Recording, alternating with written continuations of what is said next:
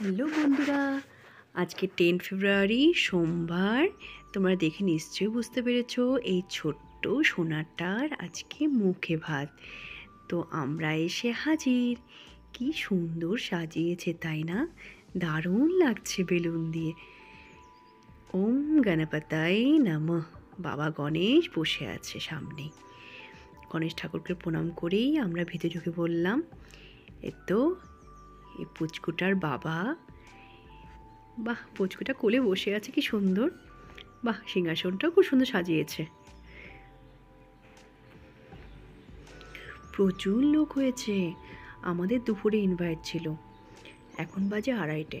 তো আমরা বসে গেছি টেবিলে। প্রথমেই দিয়ে দিল প্লেট, তারপর মেনু কার্ড, অনেক কিছু ছিল। দিল স্যালাড, তারপর দিল পমফ্রেট ফ্রাই, তারপর দিল ভাত, ডাল, মাছের মাথা দিয়ে ছেচকি, দই কাতলা, মাটন, চাটনি, পাঁপড় ভাজা, পায়েস, মিষ্টি, সন্দেশ, তারপর পান, সবার লাস্টে আইসক্রিম।